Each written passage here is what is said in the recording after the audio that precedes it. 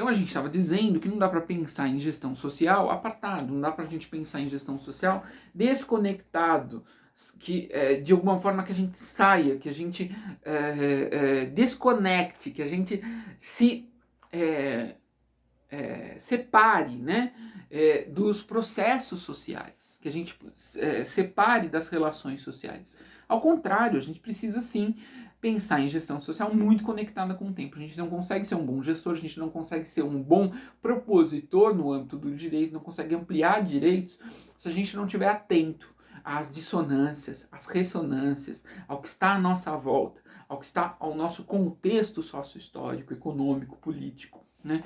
Então, esse é um primeiro ponto que é importante a gente pensar, né? Os novos contornos da gestão, eles diz pra gente, olha, um primeiro ponto importante é pensar o contexto à nossa volta. Um segundo ponto que é importante da gente pensar é que a gestão social reflete, assim, as tendências, as intencionalidades e desenhos das políticas públicas, né?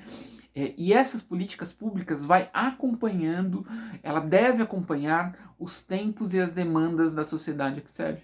Ou seja, uma política pública que parou no tempo, né, que está lá atrás no tempo histórico, ela não consegue entender que hoje o mundo do trabalho mudou, que as demandas sociais são outras, que não é mais... As pessoas não só procuram mais cesta básica. Hoje, sobretudo, numa situação de pandemia, precisam comer, precisam sobreviver.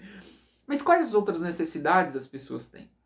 Quando a gente está falando em saúde, por exemplo, o que é garantir saúde? Não é só garantir o remédio ou o atendimento médico. Garantir saúde é garantir qualidade de vida, é garantir que as pessoas tenham condições, inclusive, psicológicas, de sociabilidade, de lazer. A noção ampla de saúde nos reveste a isso. Se a gente tivesse parado no tempo, não estivesse acompanhando os contornos sociais, a gente diria que a saúde só está relacionado à cura de doenças, quando não é, quando é um amplo aspecto maior, como por exemplo assistência social. Assistência social nada tem a ver somente com a cesta básica, é apenas um dos benefícios eventuais, né?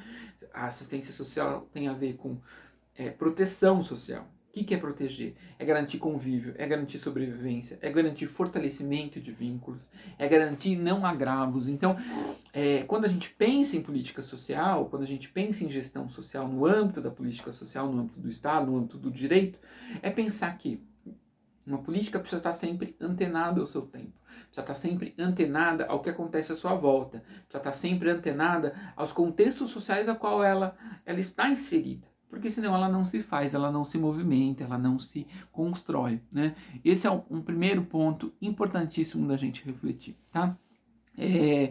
Um outro ponto legal da gente expor é que ela está pautada na realidade social, né? Ao mundo real, às pessoas reais, aos homens de carne e osso, porque são eles que fazem a história, né?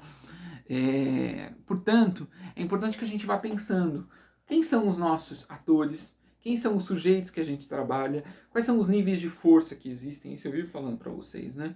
Quais são as demandas que a população traz, que demandas são essas, quais são o que gera essas demandas, por que essas demandas chegam até nós, o que gera essas demandas, para a gente de fato entendendo, além do pedido imediato das políticas públicas, o que circunda as políticas públicas, o que envolve as políticas públicas, qual que é o movimento contextual dessas políticas públicas, o que essa totalidade das relações sociais incidem sobre as políticas públicas. Portanto, não podemos pensar em gestar sem pensar os contextos sociais, sem pensar as realidades sociais a qual a gente trabalha, né? Porque se assim fizermos, seremos certamente gestores falhos, gestores que vão impelir em algum tipo de erro, né? O que eu queria trazer para vocês, o que eu acho que é importante a gente refletir sobre isso, né? Que a Maria do Carmo, aqui, Brant de Carvalho, ela traz um enunciado de um subtítulo que eu acho que é muito interessante. Ela fala assim: a política social mudou, o mundo mudou, a gestão pública mudou. Né? Não dá pra gente dizer que a gestão pública é a mesma que se fazia na década de 60, na década de 80, na década de 90, nos começos dos anos 2000 ou que sai em 2005, né? Ou 2011. Né? O que a gente tem hoje no cenário de 2020 é um novo contexto. Sobretudo nessa magnitude que a gente vive hoje, nessa questão de crise sanitária mundial. né?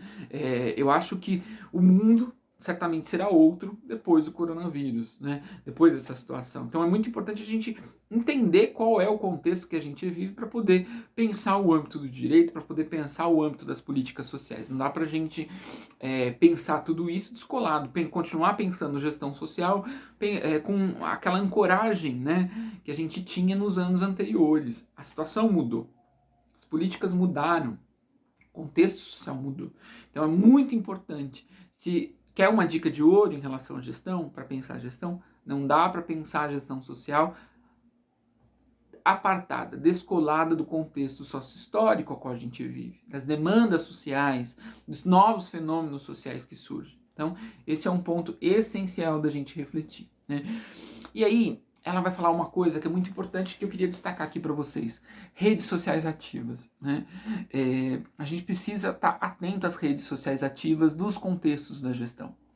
Quando eu falo redes sociais ativas, eu não estou falando somente a rede social do WhatsApp, do Instagram, do Facebook, do Telegram, enfim, das redes virtuais, né? A noção de redes ativas, que a Maria do Carmo de Carvalho está trazendo, ela está falando de sujeitos e atores coletivos que incidem com força no âmbito da política pública, que incidem no âmbito do direito, que incidem no âmbito das relações do Estado, né? Que atores sociais são esses?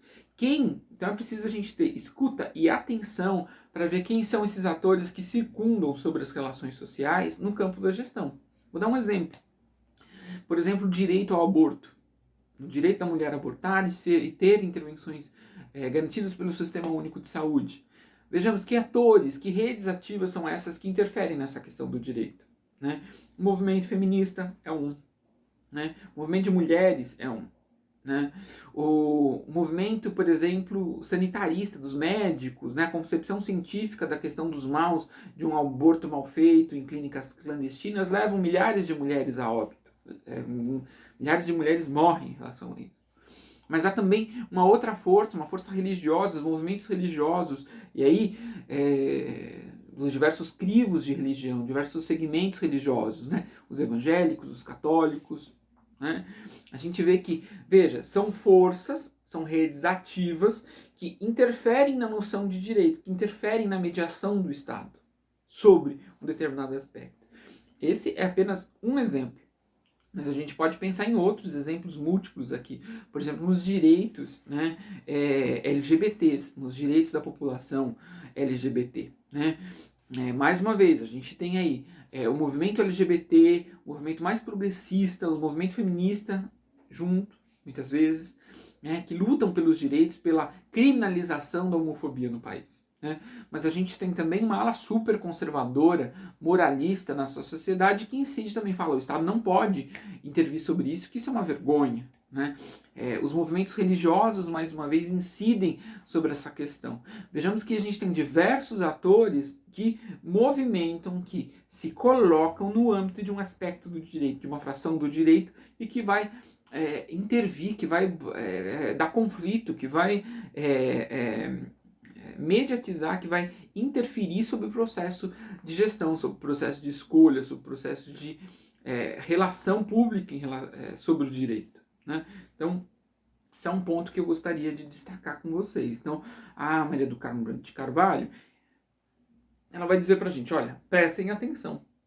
Quando a gente está falando de direito, quando a gente está falando de gestão social, no âmbito dos novos contornos, a gente precisa estar atento, precisa estar minimamente sabendo que os direitos sociais, né, são eminentemente entrecortados. A gestão é eminentemente, quando eu falo ela é eminentemente, ela é substancialmente, ela é ferozmente atravessada por atores, por redes ativas. E, portanto, para sermos um bom gestor, que redes ativas são essas? Quais são as redes ativas que nos sustentam? Quais são as redes ativas que não só sustentam os nossos projetos éticos políticos, que o projeto ético-político que a gente segue, não no plural, mas no singular, mas que redes ativas são essas que circundam também o contrário, que estão na mediação das forças das relações sociais. Isso é um dado essencial para a gente pensar. É um dado essencial para a gente refletir sobre a gestão social no âmbito contemporâneo. Tudo bem? E aí eu quero entrar, então, só voltando, né? Então que redes são essas? Podemos pensar em movimentos sociais, nos diversos movimentos sociais. Se a gente atua, por exemplo, na infância, com serviço de convivência, com serviço de acolhimento institucional, a gente tem conselho tutelar, a gente tem as organizações de segmentos religiosos, a gente tem as pastorais da infância, a gente tem os movimentos sociais em defesa dos direitos da criança e do adolescente, a gente tem as crianças e adolescentes que incidem sobre isso, que é importante levar em conta. A gente tem as noções do sistema de garantia de direitos, que incidem também sobre a noção de direito e oferta de políticas públicas relacionadas à infância. Então vejamos, cada área de atuação, né, se é importante, no primeiro bloco a gente disse, é importante estar atento ao contexto, às relações macroeconômicas, às relações sociais, culturais, econômicas, políticas do seu tempo. Ok, isso é nítido, é essencial, em qualquer nível, em qualquer lugar que estejamos no campo da gestão. Agora, dentro do seu campo da gestão, seja na assistência, dentro da assistência, trabalho com criança, trabalho com adolescente, trabalho com meninos e meninas em medida socioeducativa, eu trabalho com pessoas com deficiência, eu trabalho com idosos, quais são os atores que incidem sobre o campo? Que redes sociais ativas existem sobre esse campo da gestão, a qual você trabalha, a qual você atua, né? Que redes são essas? Isso é muito importante da gente levar em consideração e esse é um elemento essencial para se pensar a gestão, né? Gestão do ponto de vista contemporâneo. E aí a gente vai entrar agora numa questão que é muito importante da gente pensar, né? Se o contexto social é importante, se as redes sociais ativas, não só as redes de internet, lembrando, mas as redes sociais, os atores políticos à nossa volta são importantes, que outros fenômenos são essenciais da gente pensar? Quais são esses fenômenos que trazem novos contornos para a gestão social, que desenham a gestão social na cena contemporânea? Então é isso que a gente vai falar, tá bom?